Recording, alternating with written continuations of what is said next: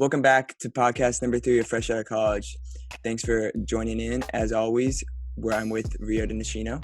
Yeah, thanks, Drew. We have an action-packed schedule today, a lot to talk about. We also have a first guest, our OG 1501 friend and housemate.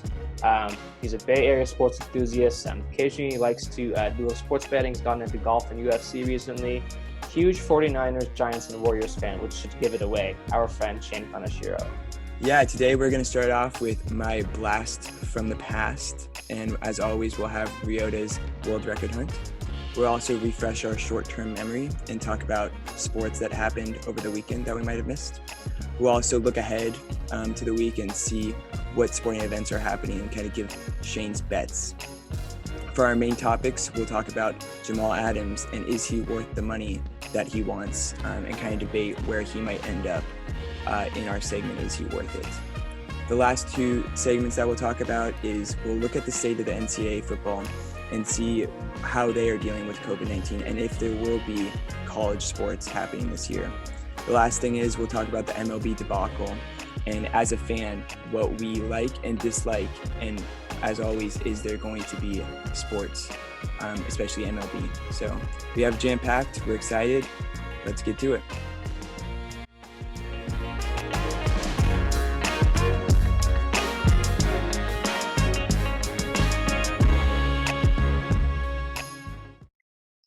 Welcome back, Fresh Out of College Talking Sports Podcast, episode number 3. Today's the first episode with our first guest, Shane Kaneshiro. How's it going? It's going well, man. So yeah, just been how's quarantine playing treating you? Hey, it's been good. Playing a lot of Call of Duty Warzone, running with the boys, watching sports, throwing a couple of bets down. Getting to golf a lot too. That's good. Just trying to stay busy during this time. Yeah, exactly. And it's a nice sunny day in the Bay, so I can't beat that. Yeah, Nice. Seattle's just starting to get some better weather. It's been kind of inconsistent, but it's getting warmer. First day of summer was Saturday, so only bright, that's true. Yeah, bright hopefully skies ahead. continues. Yeah, only up from here. Okay, to get started, so we're going to start with Drew's blast from the past, the new segment. Drew, take it away. Yeah. So since there's not a lot of sports going on, I decided to change things up and relive one of the greatest highlights that happened in sports. So recently, as of last Friday, Alabama and Ohio State scheduled a future home and away game for 2027 and 2028. This is actually going to be the first time they played they met. The last time was 2015 in the Sugar Bowl. It was a semifinal game for the college football playoffs. And OSU actually upset Alabama 42-35. So this was the 2014-2015 season. Okay. So some notable names to have out there was Derrick Henry was on the Alabama team. He ran for 95 yards and a touchdown. Amari Cooper was a junior for Alabama. He caught 9 passes for 71 yards and 2 touchdowns. And Ezekiel Elliott was actually on this team. He was a sophomore. He ran for 230 yards, and he had 1 touchdown. So a crazy game for him. Michael Thomas was also exactly. Michael Thomas was was on the team for Ohio State. He caught 7 passes. Teams. Yeah, it was. No, literally. Joey Bosa was a sophomore. So just goes to show you how stacked this team was. TJ Yeldon was another running back. OJ Howard too. And then for the youngsters on this team, it was Marlon Humphrey and Eddie Jackson, who have now bona fide stars in the NFL. So crazy games. It will be a while, 2027 and 2028 until they meet. But I'm ecstatic that they are finally meeting and competing in the regular season. Gotcha. Because who were the QBs for those teams? Do you know? So for Alabama, it was Blake Sims, I think. Okay. He was a senior. And then for Ohio State, it was Cardale Jones and JT Barrett. This was the year. Bama will have some competition now. So. Yeah. Exactly. I mean, it was crazy because this was the whole thing about the SEC. That ESPN loved the SEC, and then Ohio State out of the Big Ten just comes in and wrecks them. A great game. Ezekiel Elliott, of course, went for 230 yards. So that's incredible. But yeah, it'll be exciting. So the Guinness World Record I found was most words in a hit single. Does anyone want to guess or have any clue? Most words. 2013. This song was 6 minutes and 4 seconds. In 2013. 2013. Ooh, and he was a rapper. Uh-huh. Look at me now. He sung 4.28 words per second on average. Was it Busta Rhymes that like "Look at Me Now" or something? That's a good guess. Eminem. Oh, it's Eminem. Rap God. Okay. Yeah. I don't know. Yeah. I don't listen to a whole think lot an of important part Eminem was a stuff. hit single. Like it's just like a pretty big song. He was on the, those top tier music, charts and stuff like that. So how many did he sing? Today. What's that? Yeah. Do you know how many words it was? 1,560 words. Oh my god. That's pretty. What song was it? What song was it? Rap God. Oh, Rap God. Yeah. Oh my. Yep. A lot of words. All right.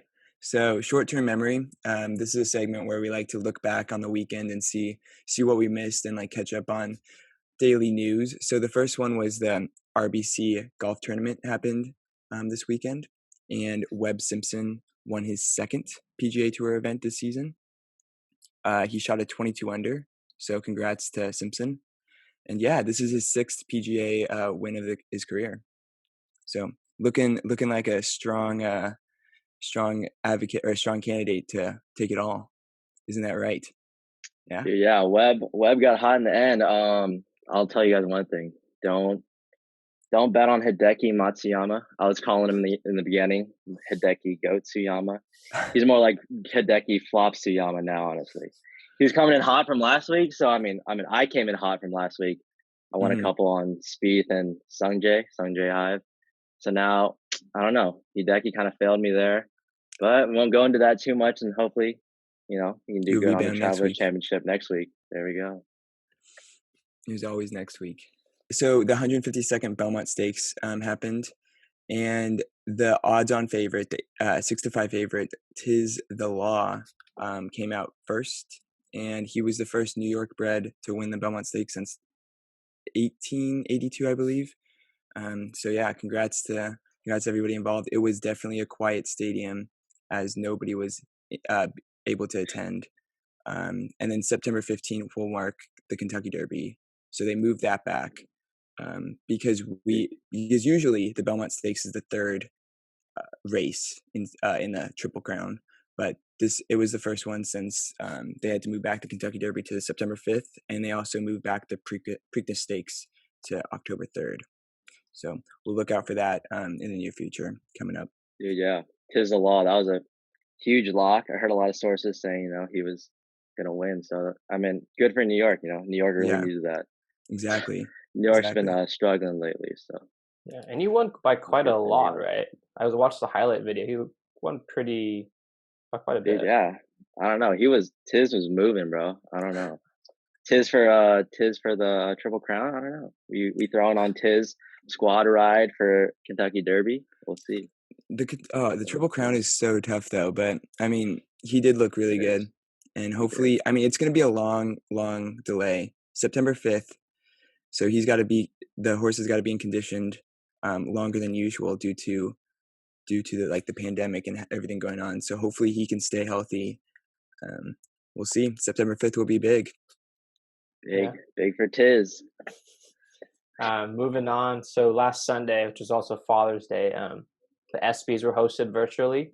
The hosts this year were Russell Wilson, of course. And then Sue Bird and Megan Rapinoe. So huge Seattle, I don't know what you say, trio of hosts. Really cool. The last female host was Danica Patrick in 2018, I think. So just a nice representation again from the female leaders and athletes. I'm just going to go over some of the awards that were handed out. The Muhammad Ali Sports Humanitarian Award went to Nelson Cruz from the Minnesota Twins, former Mariner. I know Drew was a huge fan of him. The Can't Stop Watching moment, I think we've probably all seen on Instagram or something, or Twitter. So the Jackson State manager, Thomas, his nickname was Snacks, Thomas Lee, drilled a three-pointer. When he went and stepped into a game for Jackson State and scored a three-pointer, which was really cool. I remember watching that. The big Jimmy V Award for Perseverance this year went to Aquarius Ware from Mesabi Range College. He suffered a lot of fire burns, I think is something I think his house caught on fire or something when he was little, and they didn't think he'd survive very long. But he managed to. I mean, he's still living today and doing well, and so that was kind of why he got the Jimmy V Award. Last two awards, the Stuart Scott Inspire Award. It went to the WNBA and WNBA Players Association for their work they've done, for empowering women and social justice, which have been a huge, major topic nowadays. And the last award, Arthur Ashe Courage Award, went to Kevin Love. Nice. So, yeah. Yeah, it was definitely a different format and atmosphere, especially since it had to be virtual. But they couldn't award the best team since there wasn't any sports. So I thought it was cool watching it and still being with the movement and everything going on and kind of giving people a little bit of hope and some entertainment at a time when it's kind of needed. So it was really nice that they kept the SBs going. So then also in the news, Dak Prescott signed the franchise tag. This will pay him $31.4 million next year, and then he will be the 7th highest paid quarterback in terms of annual value in the league. They have now until July 15th to work out a long-term deal, so we'll see if that happens. I know both sides are very adamant to get a deal done. The Cowboys want a 5-year deal from him, but I think Dak wants to sign a 4-year deal to try and get more money, especially since there's going to be a new network contract coming in probably in the next 2 or 3 years, so he can get more paid. And this also kind of leads into Patrick Mahomes. He will be paid soon. What do you guys think about that? Do you think he should wait for Dak to sign this long-term deal, or what do you? I don't know. Going back to Dak, he got 31.5, was it? Franchise yeah, tag? So 31.4, because he'll do the franchise tag. But dude, that's steep. I don't know. How do you guys feel about Dak? I don't know. Personally, he's kind of inconsistent. Plus, they just signed the redheaded assassin, Andy Dalton. So I don't know. Maybe Andy Dalton might come for a spot this year. Who knows? That's why they're only giving him this one franchise tag, kind of hesitating to give him a long extension. Yeah, they only do have till July 15th to work something out. But I mean, there's been pros and cons with Dak and his style.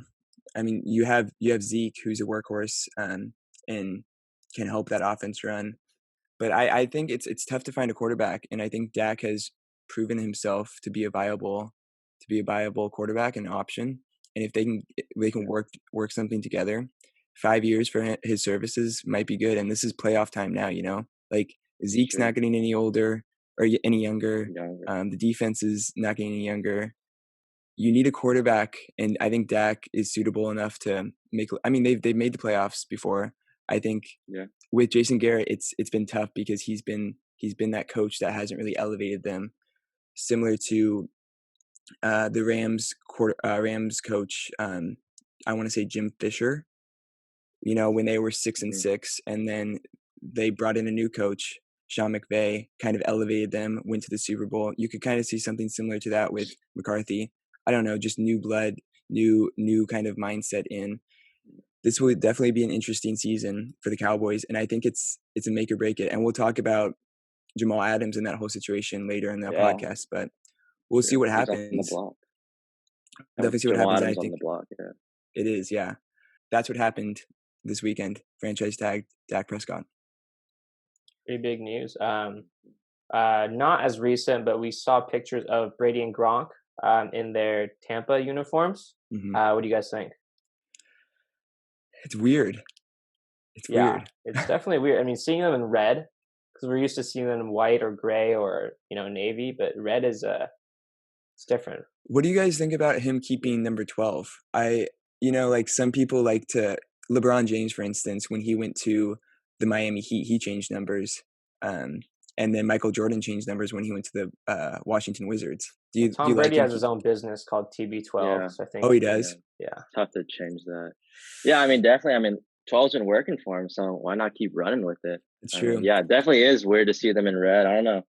How do you guys think they'll do this year? I think I was looking at lines the other day. Vegas has them as I'm pretty up there as far as they're pretty high odds ever since they signed Gronk and Brady. I don't know. They're a little sprinkle on that. I don't know. Yeah. I mean, Mike Evans and Goodwin, that's a dynamic wide receiver duo right there. Yeah. Can't go wrong with there. Gronk, I don't know. It will be interesting. I think having a year off of football, I don't know if he's kept in shape. He might be more used as a decoy when it comes to that. Do they still have OJ Howard? They Yeah. do. Yeah. So they got a dual tight end because OJ Howard's been pretty consistent there, considering Jameis has been throwing the ball to him Dude, yeah. sometimes. Dude, that could be deadly. Like a Gronk OJ combo. That's like Yeah. Hernandez Gronk. You know, that was Yeah, deadly in New England. They could use those 2 tight end sets. that is Yeah, true. that we could He see, does. you know? He does love his tight ends. Exactly. What do you guys think about? Where do you think Jameis will go? I mean, that's a whole thing. He's still a free agent. Wait, I don't know. then James got signed by the Saints, right? Did he or no? Yeah. I think it's with the Saints, Is he? I thought it was Ted. Oh, you're right. Teddy went to right? Because Carolina. Carolina. they have Jameis and they have Breeze, and then now they have Taysom, and they extended Taysom too, dude. Like, so I don't know. I think like if Breeze were to get hurt or something, or like, dude, with the stuff he said and stuff, I don't know. People not backing them in the locker room, but Jameis, I don't know. Jameis has like, dude, he has the arm. Like last year, he led the league in like passing yards, but also led the league in interceptions. Yeah. I mean, he can huck the ball, bro. So like, with those weapons in like New Orleans too. I mean, I would have liked to see Jameis go to like an actual team where he could start. Because I mean, I think he still has potential. He's got a great arm. Just has to like, tighten up with those interceptions and stuff. But I think Jameis could be like a decent quarterback in the future. I don't know. He's still young. Well, he got LASIK, so he corrected his vision. Supposedly, he won't be throwing to the other team. That's what he said. Dude, yeah. So. Got his vision fixed. Stopped stealing crab legs. I do think that was probably the best destination to go to, the Saints. I think what they have there is a stable offense, and it's nothing like too young. So he can really thrive there if he gets a chance. Especially I think it's also good because it's not like he's going to, I don't know, for example, like the Chiefs or the Seahawks or the Niners, where they have a clear quarterback where he probably won't play. So there's hope for him because he's going to a team that has a super old quarterback. As good as he is, he's old. I think that gives Jameis some hope, but also having Taysom there adds some competition. So I think it's a really good kind of mix of, and good balance of a, little competitive way to raise his level and make him practice harder. I think so. Yeah, I like that. That is true. I wanted to see Taysom get like a starting role. Yeah, I do want to see Taysom play a lot too, though. Because he's an athlete. I mean, I don't know how well he can toss the ball, but Taysom, bro, like, could be like. I mean, if he can play multiple positions, he's smart enough to know the book, of a quarterback.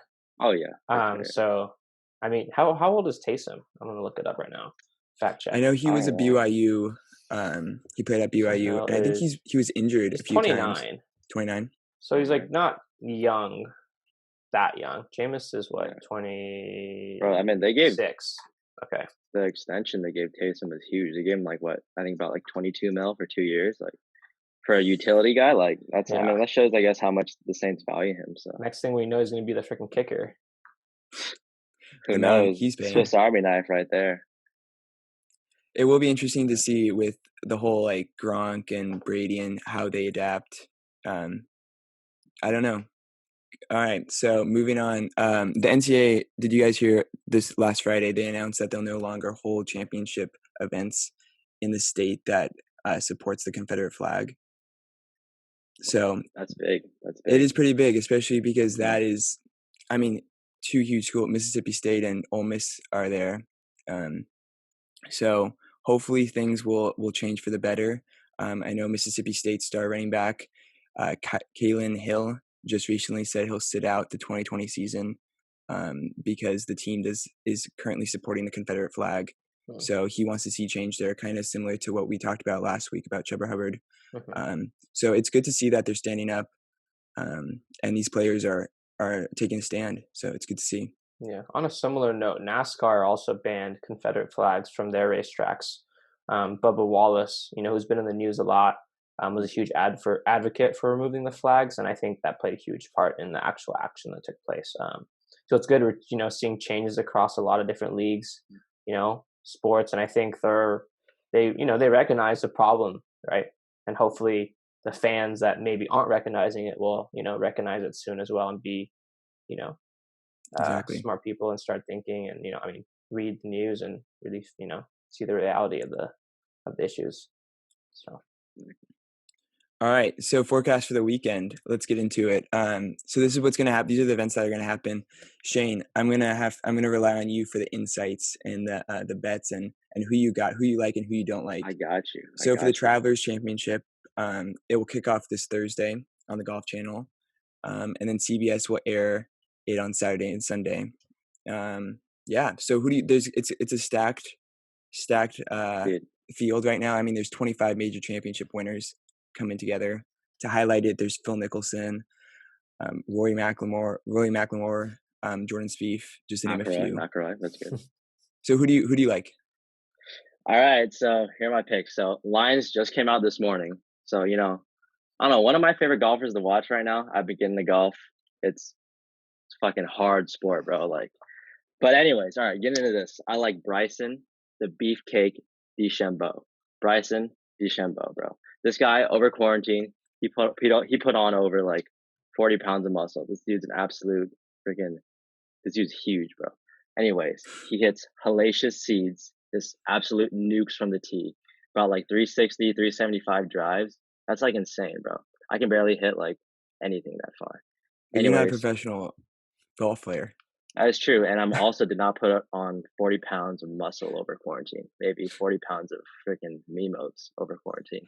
But anyways, so yeah, Bryson, he's at plus 1,300 to win it all. I mean, wow. Betting golf is tough, but I mean, that's still pretty high odds for golf winning it all. So that's about 13 to 1 odds. But, who cares what his odds are? I would maybe, sprinkle a little on that. He came in top 10 the past 2 weekends, the RBC and Charles Schwab Challenge. So, Bryson DeChambeau, it's a name to remember. Let's keep watching. All right, nice. On to the next one. Sung J M. So I actually put a little on Sung J the first weekend, which was the Charles Schwab Classic. So he's one of the top golfers in the world, probably one of the best Asian golfers in the world. He finished in top 10 in Charles Schwab, so won a little bit of bread on that. But then going into the RBC, he was favored a little, but then he kind of shit the bed there. So he didn't even make the cut for the weekend. So his odds right now going into the Travelers Championship, 40 to 1 right now, 40 to 1. So those are super, super low odds. So, I would sprinkle on that little 40 to 1. If he happened to, find the Sung Jae that he really is, he could pull off a sleeper here. I think people are sleeping on him since he didn't make the cut last weekend, but I don't know, he's one of the best golfers in the world right now. Sung Jae high, baby. Anyways, I also would not sleep on Daniel Berger. My moms would talk about Daniel Berger. Daniel Berger won. He won the Charles Schwab Classic. So, he's been coming in hot this past weekend. I think he finished top 5 this past weekend. I believe so. But I don't know. He's a top player right now, and he's got pretty low odds. So, I could sprinkle on that. Maybe a top 10 finish. Daniel Berger's coming in hot. But yeah, those are the 3 guys I like right now, honestly. So we'll see. So the winner of last weekend's tournament was Webb Simpson. Is he in the fold or not? Is he? I don't know. I just thing where I feel like it's tough guys to win back to back unless you're I don't know. Obviously, Tiger Woods when he was in his prime, he's he was winning everything. But I don't know. I mean, I would maybe sprinkle Webb Simpson. I mean, he was dude, he shot he was a minus 22 last. Yeah, under 22. Yeah, that's big up. So I don't know. I would maybe sprinkle a little Webb Simpson top 10, top 20 finish. I think that could be a lock. So yeah, Webb Simpson. I think he's ranked. I mean, he probably move up the rankings, but right now he's he's top 8 right now, top 8 golfers in the world according to whatever the ranking system is. I don't know golf too well, but he's up there in the ranks right now, so we can see.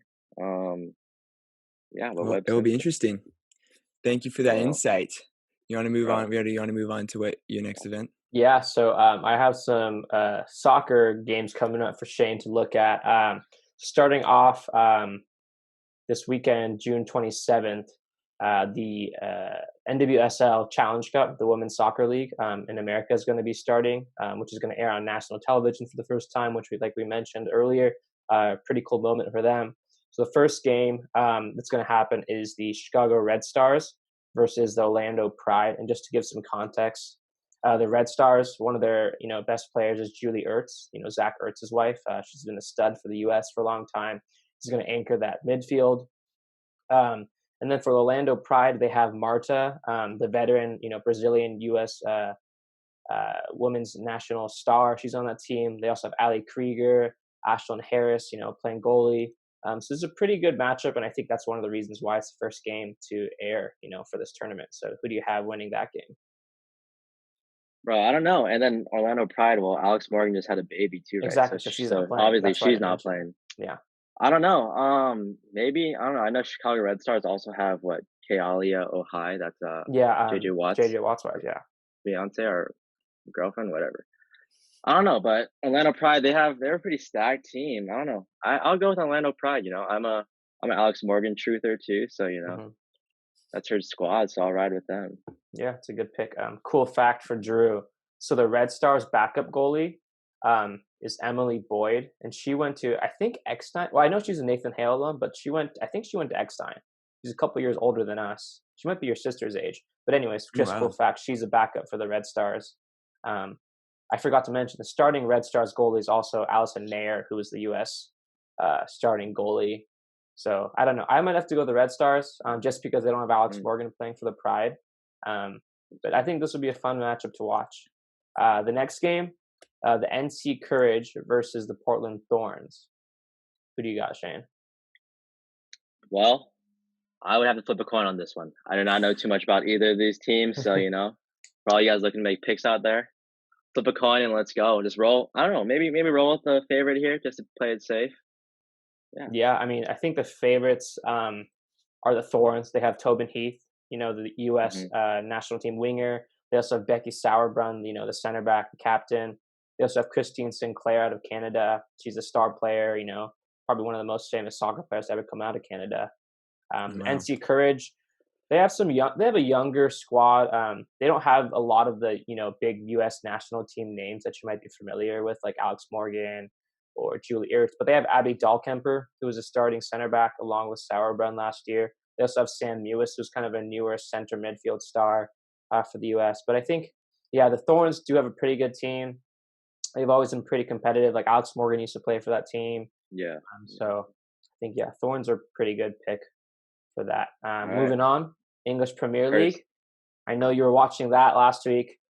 So this week we have some, there's one big game for sure, but one of the cool games I wanted to highlight was Wednesday, the 24th. You have fifth place Manchester United, which you're probably very familiar with because they're such a big name team, versus number 7 Sheffield United. All right, so insight on that. I have a funny story on this one. All right, so as you know, our boy Sean Suver, he was in Vegas this past weekend. Okay. Mm-hmm. So he was asking me about sports betting and stuff. So I was telling him some things. So I told him I was looking at accounts and stuff. I told him like Man U against Tottenham, like Man U money line, Man U to cover, like that was a lock, like a hard lock. Because I was hearing this from sources all over. But they failed me, and they failed Sean because this is Sean's money. And it was a draw. To make it worse, they tied. It was a draw, yeah. And then in soccer, right? It's a 3-way bet. So there's either one side winning or the other side winning, and then there's draws. So there's no, if it ties, there's no push. Where in other sports, like if there's a tie, that'll usually push and you'll get your money back. But I see. But in soccer, especially EPL, so based off of these past events, I don't know. I'm coming in pretty cold from EPL, Sean too. So I don't know. I would advise not betting on Man U unless it's in like an absolute lock. I mean, listen to Ryota. Ryota's a soccer guru, so we're riding. Yeah, this is an interesting matchup because Manchester United is they've been such a top 5 team for so long, but then you have Sheffield United who has come up the ranks because how English Premier League works. There's like the A League, which is English Premier League, which is the Championship. The B League and C League, kind of like the minors, but the professional, more known leagues. But Sheffield has really, come up the ranks recently. I mean, they were kind of like at the B, double for MLB, what we call like double A leagues, and they rose up to the ranks. So they're in seventh place, which is really good for the English Premier League. So I think a lot of people are going to look to Man U, but Sheffield does have this kind of young energy as a sleeper, which is going to be kind of cool match to watch, I think. The next game, probably a little bit more even, matchup is Chelsea, who's number 4, versus number 2, Manchester City. They play on Thursday, the 25th. What do you think, Shane? I don't know. So I know Chelsea, they have Pulisic, right? Yeah, they do. I know Pulisic, he scored a goal last week. I think Chelsea won last week too, it was yesterday, I think. So yeah, they it was really won, recently. so I don't know. But Man City, they're ranked 2, so I don't know. Maybe is Chelsea, are they coming in hot? Maybe, I don't know. So who do you have, Ryota? Let's go with you. Yeah, I mean, it's interesting. Man City is just one of those. They're like the Yankees. Like all their bench players could start on another good team. Chelsea's definitely they're younger right now. They have a new coach. Do you remember Frank Lampard from England? Does the name sound familiar? I'm not too familiar with him. Okay. But, I mean, his name sounds familiar, but I'm not too familiar with. So. Yeah, but I mean, Chelsea's they're like a younger team. They're good though. But I don't know. Man City's plays on Monday. They played on Monday, so it's a short turnaround for them. I think Chelsea might have an extra day of rest, and right now, with not everyone being in super 100%, good shape, Chelsea might have an edge. But I know Man City also rested some of their starters on Monday, so it'll be interesting to see. I think I would definitely shy away from betting on this game if you were to bet, anybody out there, because this is probably 50-50 for me. So soccer is definitely tough to bet on. So I mean, any sports now I think we realize is really tough. Yeah. But yeah, Drew, moving on. Yeah, I like how you guys didn't want my intake at all. I mean, I'll probably do Man City. I don't know. Hey, all right, moving on. That's what all you need is a hunch. So, well, all right, because they're number 2. I'll go with the best team. So yeah, UFC night, fight night Saturday. Yeah, Shane, you want to walk us through this and take your picks on the fighters? Yeah. So, UFC coming the past. Remember, we had a squad ride last time. We had Alistair Overeem, courtesy. I wanted to go the other way because of that dude's story, but Ryota, of course, came in with the squad, rallied the troops, and we hit pretty big on that. So that was fun. So, anyways, all right, fight night. I think it's headline Dustin Poirier versus Dan Hooker. So I do not know a lick about either of these fighters, but from what I've heard, Poirier, I heard that's a lock at minus 220. So I've heard sources say Poirier should win maybe via knockout. So you could sprinkle on Poirier money line, sprinkle on Poirier winning via knockout. But I don't know a whole lot about UFC, so started get into it recently.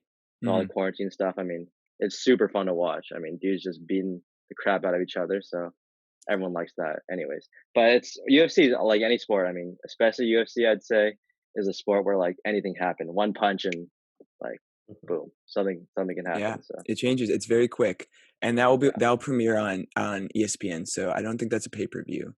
So it's it's on ESPN, I think. So all you guys out there, you guys can watch it, I wonder if they're getting more fans just because there's not a lot of sports going on. I wonder if UFC is taking in that and able to broadcast on ESPN. And I mean, were you a UFC fan before this, Shane? No, I wasn't. So I used to never watch UFC. I mean, besides McGregor. I remember the first UFC fight I bought was like Ronda Rousey, Holly Holmes, and like $80 for Ronda Rousey get her shit smacked in the first 2 rounds was, not too fun. But I'm looking forward to this. I mean, this fight Saturday and even July 11th. I think we're having a watch party in my garage. UFC 251. It's Kamaru Usman versus Gilbert Burns. That's a big one coming up. So I mean, maybe we can get into that next week, but that should be a fun one to watch. Exactly. All right. So now we'll go into the Are They Worth It segment.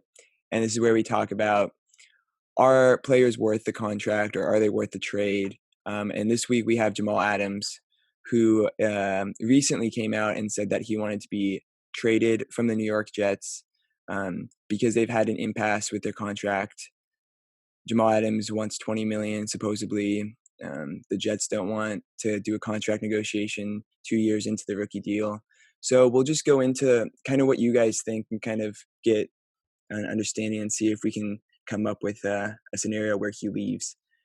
So for some context, he was drafted in 2017, 6th overall. This is the year with Patrick Mahomes, Myles Garrett. So this was a pretty stacked draft class. He'll be set to become a free agent following the 2021 season, so he does have 2 years left on his contract. He was a 2-time All-Pro, 2018 and 2019, so he is definitely one of the premier defensive players in the league today. And there's an interesting note.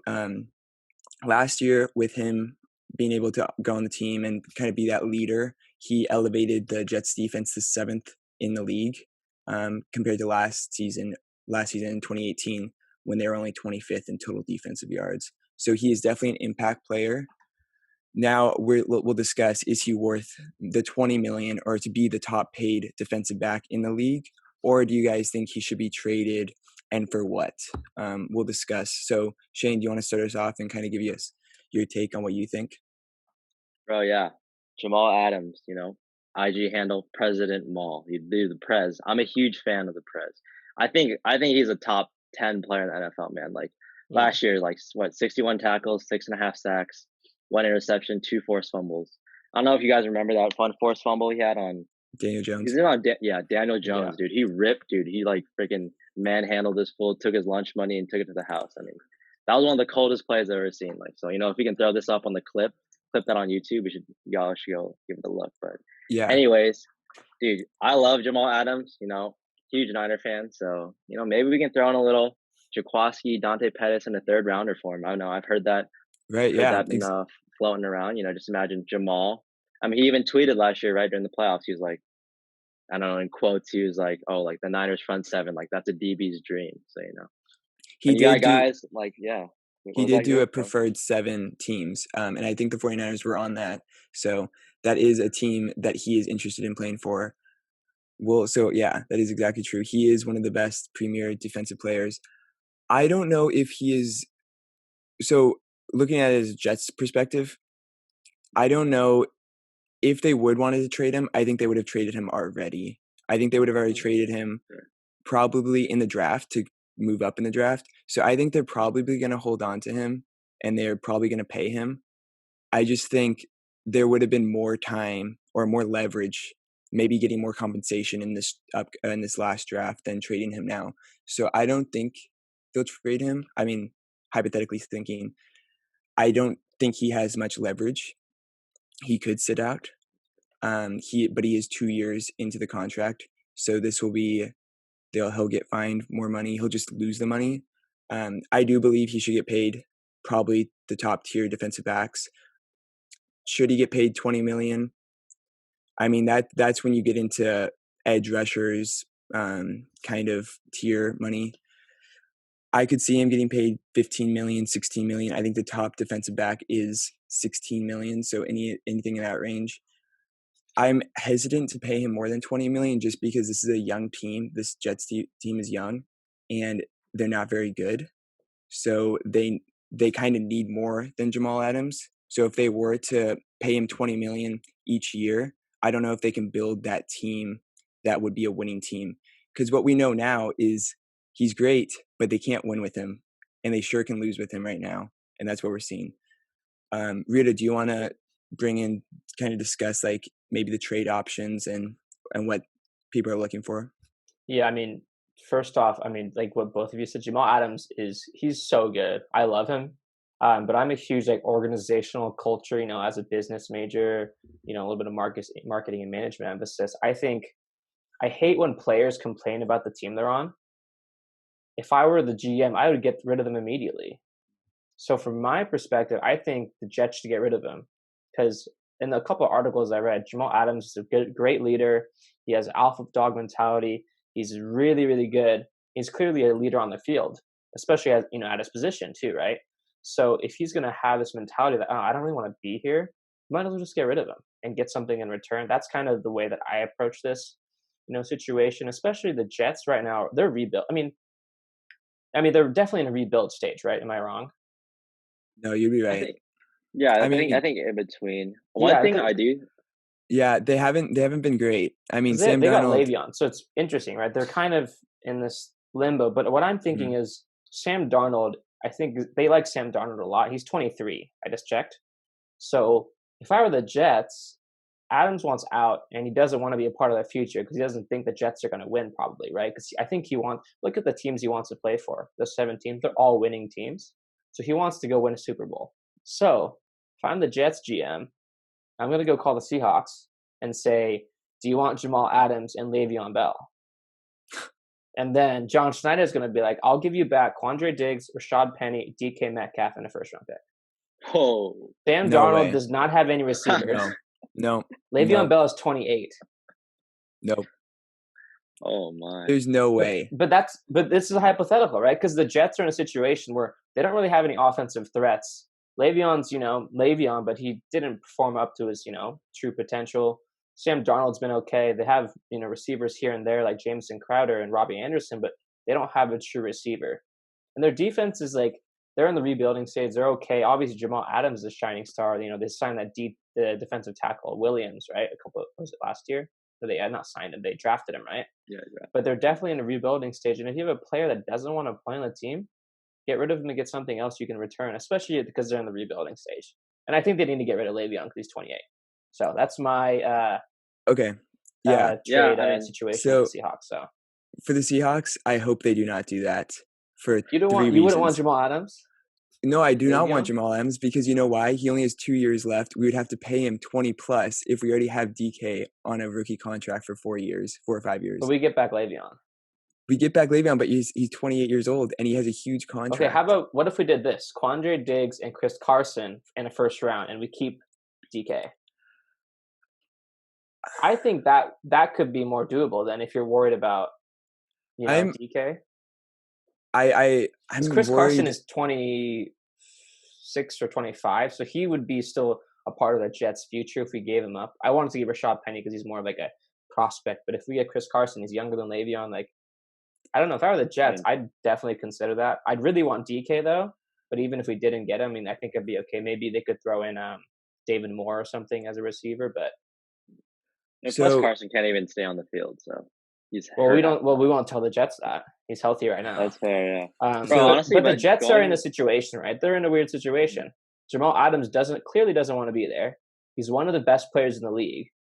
So what are you going to do? It's kind of like an Odell situation. I hated that situation. Well, I also think this. So last year they were ready to sign a big deal, and then Dallas called and said, "What is Jamal Adams on the trade block?" And then the GM was like, "What's your offer?" Mm-hmm. And then that's when Jamal Adams was like, "Okay, this is not cool. You guys, we wanted to sign this long contract." Oh, that's right. That's right. He kind of got slighted in that sense. Back like that, yeah. So for me, 2 years left for the Jets. I think you have time. I think he won't sit out 2 years. I think you can resolve this contract together and sign him to a lucrative deal long term. Because, like you said, he is one of the best players, and you drafted him 6 overall. Why don't you keep him? Why don't you build around him? Maybe not for 20 million, but 15, 16, somewhere in that range, so you can continue to build that. See how Sam Darnold does. He's still in the rookie contract. You sign Le'Veon Bell to a long-term deal. Maybe play him more because he didn't get a lot of usage there. I don't know. They also have really good safety as well. So with, I believe it's May. I don't know his first name, but they drafted him. I think a year back. There's fundamental pieces. I just don't know if what the Jets will get in return will be enough to compensate for a long-term deal. Yeah, because all the teams that he wants to go to they all have first and second round picks, except for the Texans. But even if you think about it, these teams are good. So which means, I mean, they're definitely going to finish in the upper half, right? Which means they're not going to have a top 10 pick. Yeah. So that's Jets have to also consider that, right? Shane, if you were to give away a first-round pick for the 49ers, I mean, that would be okay, right? That's a first-round pick. You'll probably draft in the top 25 or 30, But would you? I mean, I think the Niners would give. Oh wait, was that Drew? Go. Yeah, sorry. Would you give up a player maybe to compensate for that lower or higher pick? And then you also have to think about re-signing him. You have some guys that are on some rookie deals. And it's hard to, I don't know. it's hard. I don't think he will be traded to the preferred teams, but I want to get your take on the whole 49ers situation.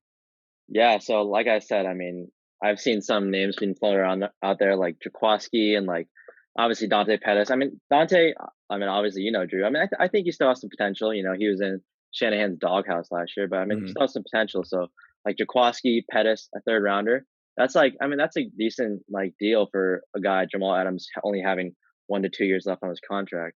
I mean, especially for the Niners, I feel like we got to go for it now. Like we have Kittle on his rookie deal still have Bosa.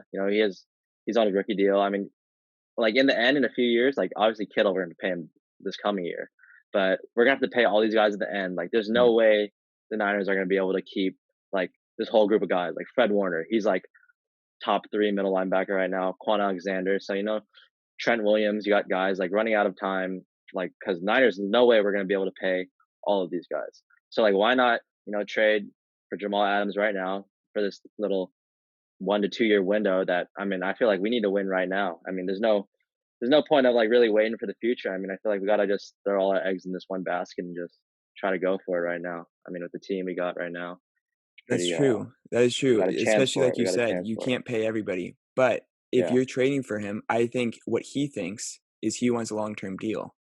So I don't know if it's worth giving up and having to pay him 20 plus million. And he is worth it. I don't get me wrong. He is one of the best premier safeties in the league. I think he might be maybe the best. I don't know. Can anybody name somebody better? I don't know.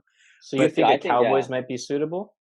so there's the thing. I The could see that. Cowboys, I could see like, that. Because they just I signed could see Dak. They got that out of the way pretty much. They have Zeke's the on cap that. space too. They have the cap space too. they have the cap space. So like you said, they signed him to a franchise deal. So that's a 1-year deal. Next year, if they've tried and franchise Dak, they'll have to pay him $37 million. But like you said, maybe Andy Dalton we can see come in if they get Jamal Adams. Maybe the quarterback position is not as needed if you have such a great defense. You have Zeke, workhorse. Maybe you just need The somebody red-headed to hand the ball assassin. off. I don't know. It could be interesting. I think he really does like to wants Dallas. I think that's his preferred state. I think we saw maybe a day ago, he was trying to get to Dallas as a Cowboy. So there's definitely an inclination there, and maybe he'll take a pay cut. I don't know. It will be interesting to see. Yeah.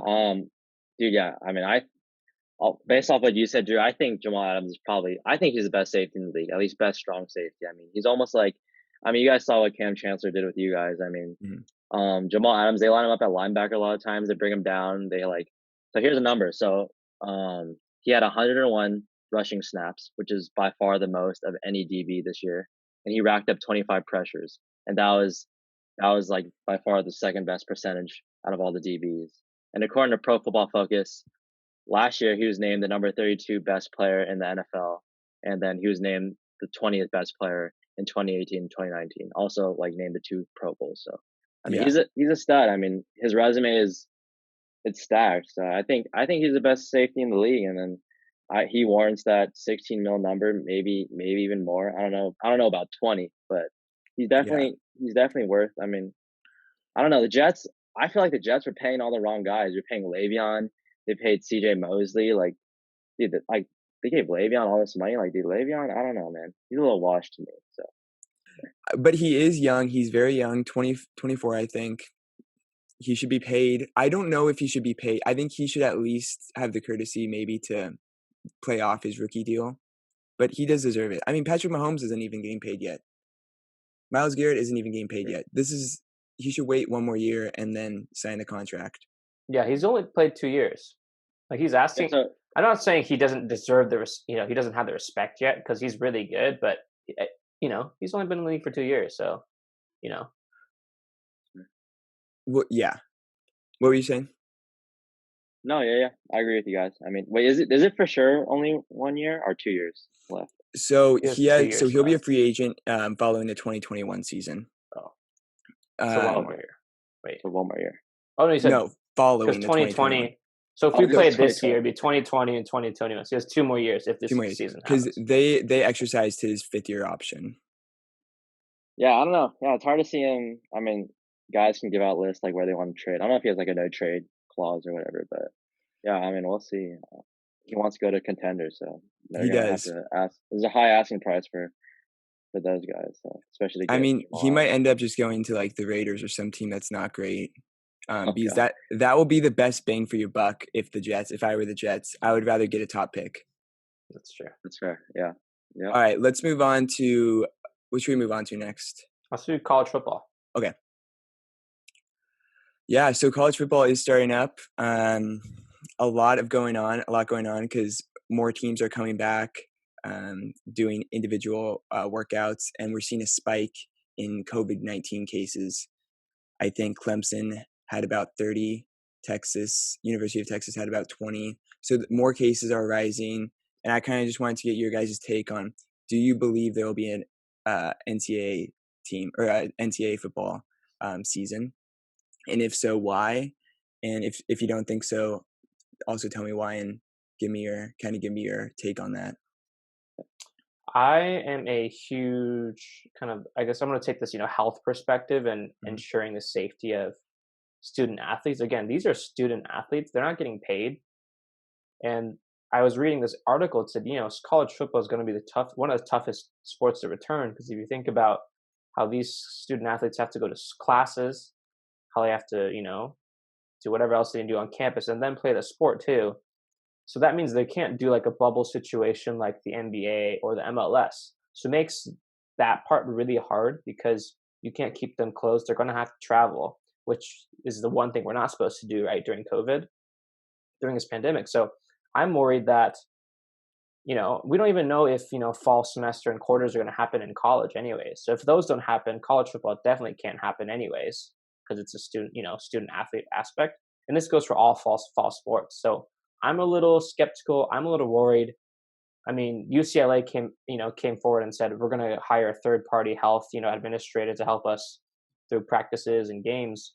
And I think they're right. They shouldn't trust the NCAA and all the sports programs. Like, who knows what they're doing? College roster sizes are much bigger. I think the max is like 125 in college football. So that's much bigger than all the other professional sports too, which is worrisome. And then if they're on campus, they're there with a bunch of other people that aren't athletes too. And I just think that's a whole mess in itself. And there's 130 D1 football programs across the state or across the United States. So I don't think there'll be a season right now. But Yeah, yeah. No, I don't know. Yeah, I kind of do agree with you, Ryota. Like, it's hard. Like, it's hard to trust the NCAA, like, with everything going on, and like, like, we know the NCAA, like, how much do they really care? Like, the school and even the NCAA, like, how much do these programs and how much do they really even care about like their players and stuff? As long as they're making money, right? So I mean, we've mhm, seen that with NCAA, like for forever now. mhm. So I mean, it's hard to tell. I like what UCLA is doing with like hiring a third party, maybe getting players tested and stuff. But then like, I don't know, along with even having like just college lifestyle, it's like, so you're waking up morning, like you're going to lift in the morning, then you have to like go to class, then go to practice at night, watch film. You're like going to bed late, waking up early. So like, you're like tired and like your immune system's going to be like That's a diminished and good like, point. Yeah. you could be like physiologically, like when you like after like a huge packed schedule, like stressful schedule, like you could be more like susceptible to catching a virus and stuff. So I mean, especially with football, you're like, and on campus, like you're walking around where it's like crowded places, a lot of people around, and like especially Mhm, football, you're like sweating all over each other and stuff. So mhm. I don't know, it's a sticky situation. What do you guys think about players that have ambitions to go to the next level? Um, be it that the NFL or the MLB or the NBA. Where do you guys think that lands if there is no season? Yeah. I think one issue is that, just in general, I think we can kind of say as college students or as former college students, we can't trust every college student to practice good social distancing and quarantine measures. So that's another worry about this whole health crisis. And then if they want to be professional athletes, they might be more willing to break these rules to, gain a competitive advantage, which is even more dangerous.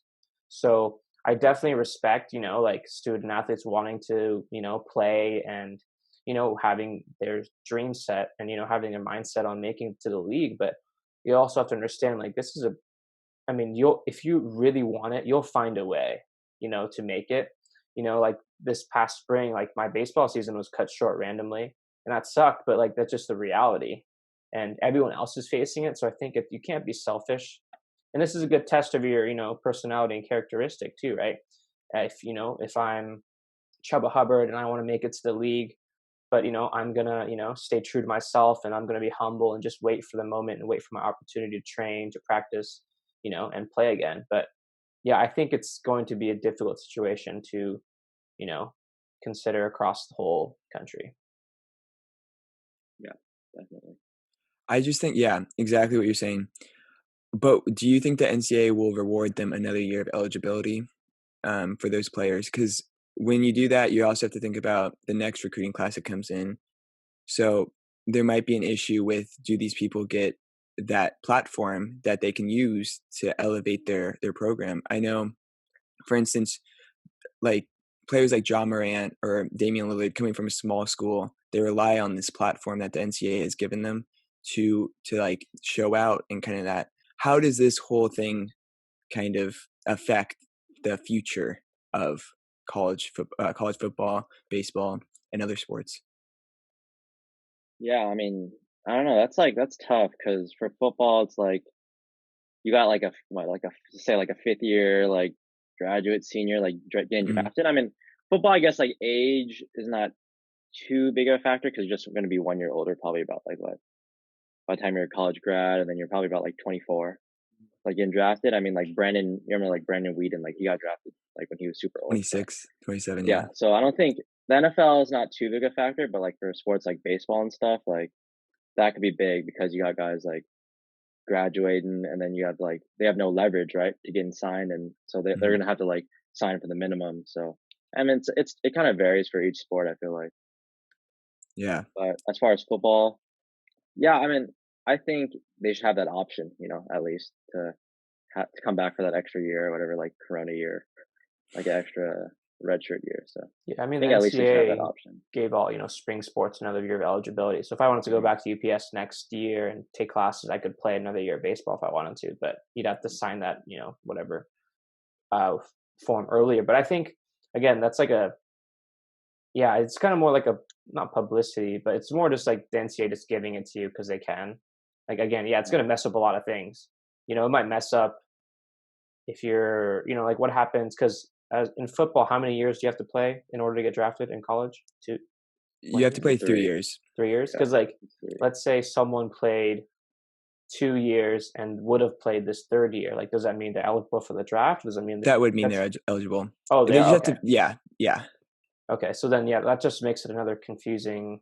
I guess a little bit more confusing, not that much more, but um, yeah, I mean, like for the seniors, yeah, what happens? Like Shane said, like if they didn't play that well, do they have to come back for another year? Or yeah, it does make things complicated, but I mean, they're definitely going to give another year of eligibility. They have to because there's so Mhm. many student athletes that just didn't get to play, which is unfortunate. So.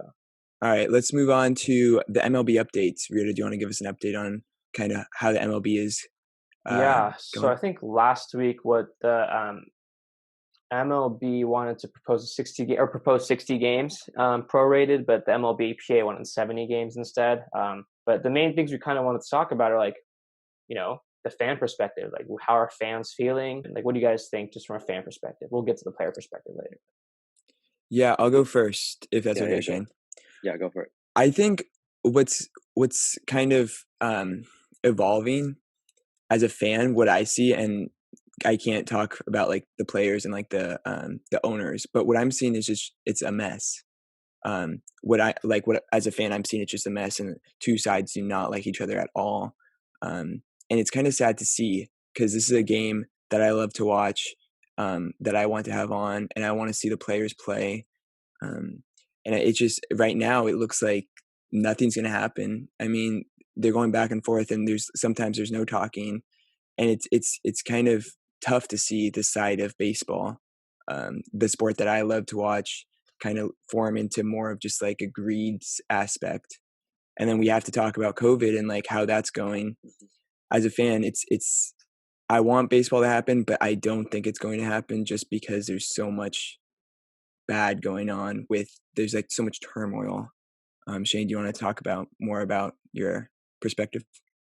Yeah, I mean, I totally agree. Like, it's tough. Like with baseball, and like, dude, I don't know. Like Rob Manfred and like the owners, man. Like, I feel like they're getting pretty greedy with things, and like, I don't know. This for them and the Association, they can't seem to find a middle ground or can't find something to agree upon. I mean, it's a big problem. So I think, I mean, obviously baseball, it's a weather dependent sport, right? So I mean, we're losing time, like like That's a good point. we're like summer's just starting, so like you can't have like the World Series like running into like December and January. You know what I'm saying? Like you're gonna be again like in New York, what, you're gonna play in the snow? So it's like, Exactly. right. Yeah. I think like I don't know, the best way, I think prorated salaries are the right way to go, but like with no further reductions. I think that's the main thing, because not all your guys are getting paid, like the big bucks like Giancarlo and Trout and stuff. Not everyone's getting paid 300 mil. So Yeah. because I think they were talking about doing prorated salaries with even more, like a 30% reduction, since there's going to be no fans and stuff. So yeah, and then maybe teams could even add like more sources of revenue. Like I think they're talking about, putting sponsors on their uniforms. Like Mm. tons of sports have gone into that. So like even like NFL with their practice unis, and like NFL, I mean NBA started doing that. Soccer has always done that. So I think that's something they could look into, just add another source of revenue. So that's kind of where Yeah. I stand right now. That's actually, Yeah. I kind of want to talk about that. That'd be cool to, discuss where the sponsors would be on a baseball uniform, especially in particular to the pitching position. I wonder, like, because you can't wear like a white arm sleeve. I don't know if that's an MLB, but at least like in college, you couldn't wear like a white arm sleeve, right? Because it might hide the ball. So I Yeah. wonder if there were to be sponsors, like, would that be restrictions for the pitchers, or would it only be in places where it won't affect, maybe the eyesight, or just can't be white? What do you guys think on that? Yeah. I mean, I even think like there could be like a small logo, like like a patch on the hat, like on the side, Mm-hmm. or like a Mm-hmm. patch on like the sleeves, like they have, just to like Mm-hmm. some of them have like an extra Yeah. random patch on their like sleeve, so they could like replace it with that, and like I don't know, small sponsorships. Like you could even make it like black and white, just to make sure there's no like interference with anything. So Yeah. Yeah. That could be pretty cool to I talk about more later. Yeah. I'm just like, I don't really see from what's happening in the past few weeks.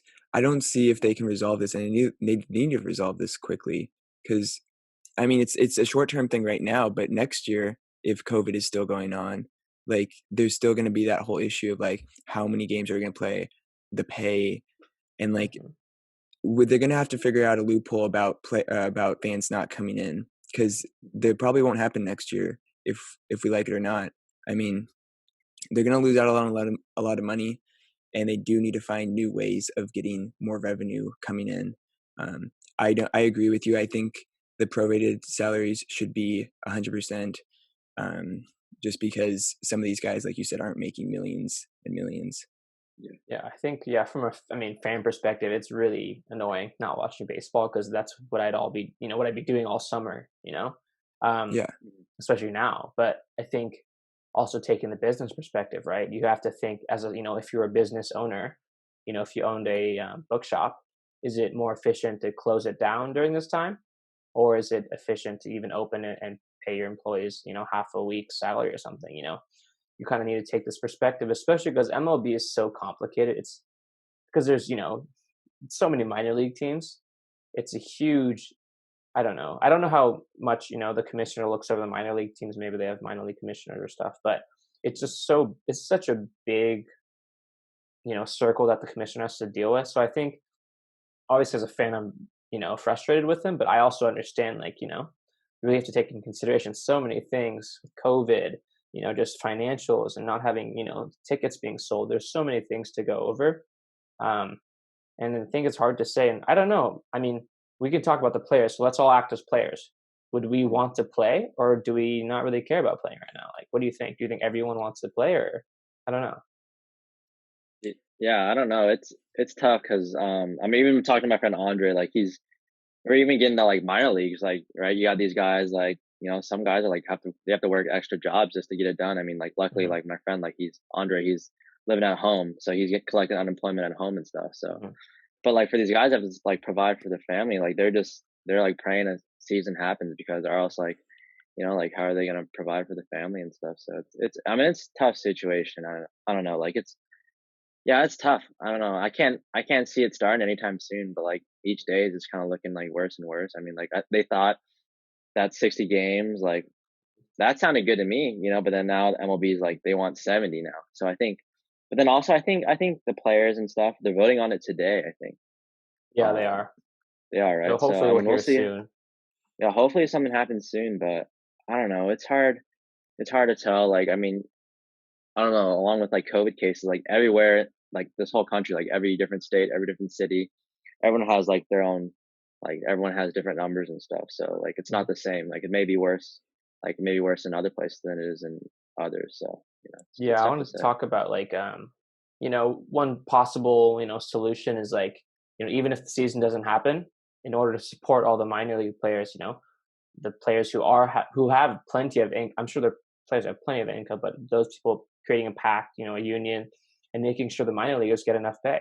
Like we see some players like Shinshu Chu, Daniel Murphy donate money, which is True, such a yeah. kind little action, but they get it because they everyone's been through the minor, so they get Mhm. the situations people are in. So I think that's really important, and I think if the season doesn't happen, which I I really don't think it will, just because of the health crisis. Again, with the same thing with college football. But I think what they can do is they can still offer to pay. Like the owners could, the teams could, the MLB could at least offer like some kind of non-governmental check to make sure that they're livable. And maybe it'll be prorated, or it'll be adjusted based on how much income they have, or I don't know what level of play they are at. But I think players who are making millions should come together and help pay the minor leaguers who can't afford to do anything right now. And there are many players. I think people forget minor leaguers. It's not easy unless you're, top 20 draft pick, or, it's different. Exactly, yeah. So I think that's one solution we could possibly see. I'm also interested in your takes on baseball happening in Korea and Japan, and how maybe people are, people see in the news, oh, they're playing baseball in Japan and Korea now. Why can't the US do that? What do you guys think about that? Yeah, I mean Korea and then I think Japan's just starting. I mean I think they're taking like proper precautions, but I think their numbers over there are kind of lowered like a lot. I mean here like they're still like every day. I mean stuff's starting to open up more, but who knows? Like the numbers might spike back up, and then like who knows? Like if numbers spike like crazy, like we're gonna have to go into this quarantine thing all over again. So I mean it's like the whole situation's tough to say. I mean with like and baseball, I mean, you'd think like, right? It's just we're playing with one ball. Like guys are you're pretty socially distanced in baseball besides the catcher, right? So I mean, maybe that's even what you guys were talking about last week, like with umpires. Like maybe this is where like robot umpires come into play here. So Mm-hmm. Right. Yeah, I think that's a good idea. What do you guys think about? So I know since they've closed down some facilities, they're thinking more of a bubble situation, where everybody would be in a certain area, sort of similar to the NBA and other leagues that are starting up, Mhm. and having a bubble kind of format. I don't know. I think I don't think it would work. Just to throw it out right out there, just because it's not like the NBA Mhm. where there's only a limited number of teams that are playing. This is the Mhm. start of the season. Right. So there's more teams there, and then you have to talk about where they're going to train. It's it's a mess right now, and I don't know what the players are voting on is strictly money right now. I don't know if they're Yeah, voting on that's like yeah, any COVID-19 restrictions. exactly. Maybe they already mhm, have that. But what it seems like is they're more focused on the money when they should be focused on this growing spikes in COVID cases. Mhm. mhm, And that's also a big thing because that will dictate if they play or not. Mhm. And like you guys have both stated that people need to play to get money, Mhm. and some of these players don't have millions. So Yeah. it's really difficult. And as a player, I'm concerned because I need to play. I want to play to get the money to kind of support my family and to develop my game. But if COVID stops this at a time when there might be a second wave coming up, why haven't we already played and why aren't we playing right now? Yeah. I think So one I was kind of brainstorming like how the MLB could start, because one of the problems is the rosters are much bigger than NBA. There's still how many teams are in the MLB? 32? 30, mhm, mhm. 30, Right. 30 or 32. We'll Yeah, fact check it. 30, Right. 32. Yeah, But because fact there's so check. many Come on. teams, I think the best way the MLB could go about it is have make like 5 or 6 divisions and have them in different cities. That's a good One call. could Yeah. be in Florida, one could be in Texas, one could be in California, one can be in Nevada. I don't know, but that way the same teams play each other, so there's less contact between other teams. Because NBA is like what the roster is like 20 or something. Or no, not even that much, right? Maybe it's like 15 or something. Yeah, right. But there's Yeah. only 5 on the court anyway, so it makes sense Yeah. that they can all be in one location. But I think for MLB, what they should do is like be in 5 different remote states, and then once it becomes playoff time, then maybe like they do in soccer, the top 2 from each group will play in a playoff format or something. Just because there's so many players, I think that's one way we could see it, and maybe extended roster sizes to call up some guys from the minor leagues to help pay them. I don't really know. I agree. I think that's a good Yeah. idea. Yeah, they need to expand rosters and stuff too. And even 40 players and staff members tested positive for COVID. So remember they closed, MLB is closing spring training sites in Arizona and stuff. So I think especially if the MLB has to consider once they come up with a plan for a season, you can't just jump right into games. You still gotta go through a month of because guys are need to recondition their arms. So you can't just have a starter go out there and throw 100 pitches first game back after sitting out for all these months. Some of these guys are keeping up with bullpens and live ABs and stuff, but it's not everyone has access to all those resources and stuff. So it's tough. I mean, Drew and I talked about that kind of with the NBA, but I think it's even more important for the MLB. You need so much more time to recondition, especially for pitchers. NBA, I mean, it sounds kind of bad. It's just running and shooting, which is those are both very hard things to do, but compared to throwing 100 pitches, exactly. It's a whole different physical, It's a whole, exactly. It's a different conditioning. You have to condition your body differently for an NBA player compared to an MLB player. Yeah. And already arm injuries are a huge concern already. So you throw this on top of it, things should just get worse from here. So, Well, I think if they don't come up with a proposal or way to play, what is this going to say for the next season? It's just it's a whole thing, and watching this play out, I don't know, it's not good for the game, and I hope they come up with a plan. I think that you said they're voting today, so we'll see. But yeah, a lot going on in sports right now. We'll try and keep everybody updated as much as possible. But yeah, thanks for coming on, Shane. Yeah, thanks. We appreciate it, and yeah. Thanks so much for having me on. We'll definitely have Shane back again. He's an expert in a lot of different areas, and obviously he's really fun to talk to. So we'll have him on. I look forward to those conversations. Stay safe, Shane. Yes, sir. Thank you guys for having me on. Stay tuned for some more hammer locks and squad rides coming up. So yeah, and pretty soon we're going to be introducing Shane's big entrepreneurial thing coming up. So stay tuned for that as well. Oh yes, stay tuned for Big Game Velo pitching coach coming your way soon. So.